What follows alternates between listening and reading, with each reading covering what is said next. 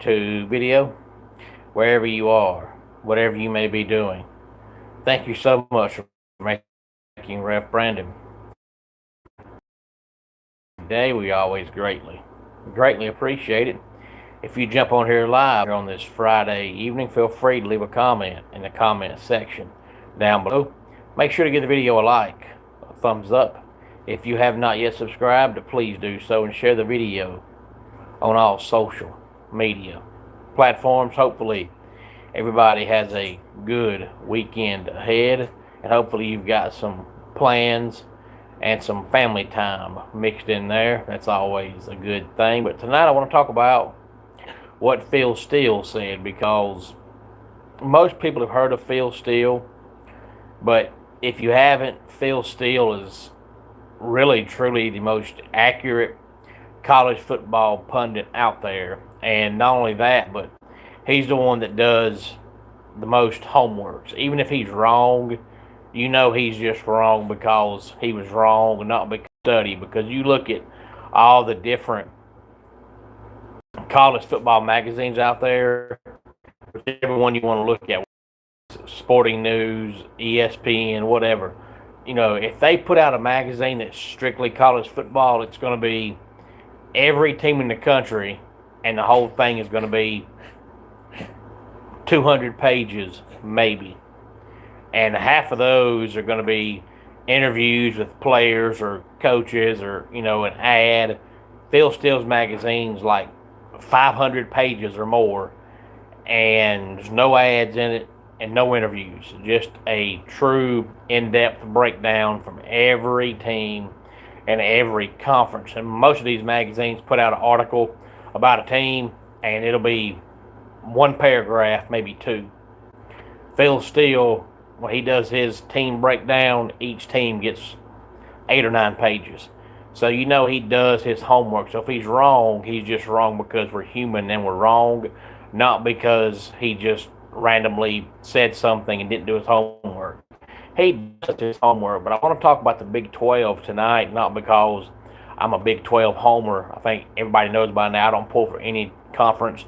I think pulling for a conference means you're a loser and you know your team can't win. So in order to try to win something, you pull for the conference your team is in. Conference pulling is for losers. But the reason why I picked the Big 12 is because we had the Big 12 media days this week.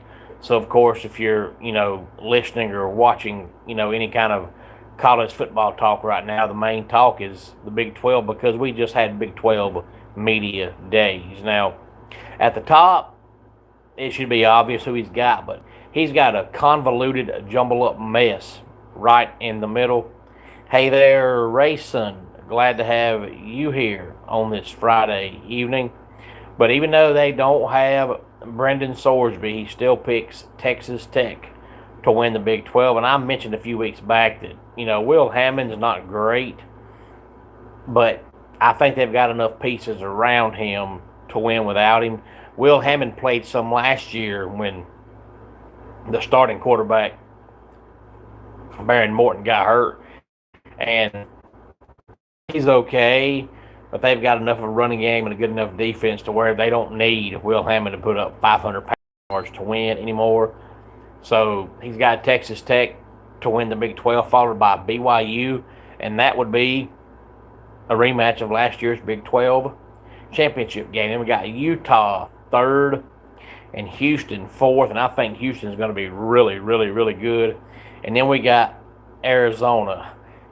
Is that Chino or Chino? I'm going to go with Chino. Nevertheless, glad to have you here, man. If you are new, feel free to subscribe to the channel, give the video a like, a thumbs up, and make sure you click that bell so you get notified whenever we go live. Tell your friends, tell your family about the channel. Share the video on all social media platforms, and make sure you give the video a like and a thumbs up. He's got Arizona rounding out the top 5. Now, Arizona's quarterback, Noah Fafita, is probably the most underrated quarterback in America because nobody talks about him, but he's really, really, really good. Has a chance to break Arizona's all-time passing, I believe, passing yards and passing touchdown records this year, passing Nick Foles. You subbed. Thank you, Chino. I really, really appreciate that. And then we got TCU at number 6. And then here's where the jumble up, convoluted mess comes in, because remember, there are so many teams that everybody can't play everybody. So sometimes you're going to have a tie, and there's just going to be no tiebreaker because there's going to be common opponents you don't have. You're not going to play each other. So he's got a convoluted, jumble up mess here in the middle. Hey there, Sharon. Glad to have you here. Hey there, Patty. Glad to have you here. We got, finishing 7th, we've got a tie for Central Florida, Kansas State, Arizona State, West Virginia, and Cincinnati. So 5 teams are going to tie for 7th place. Hey there, Brantley. Glad to have you here. And Sharon and Patty and Brantley, I think all of y'all are new. If you are new, thank you so much for stopping by the channel tonight. Thank you very much. Feel free to give the video a like, a thumbs up. If you have not subscribed, please do so and share the video on all social media platforms. Tell your friends, tell your family about the channel. And thank you for saying that, Chino. I really appreciate that. And Patty, tonight we're talking about the Big 12, only because we just had Big 12 Media Day.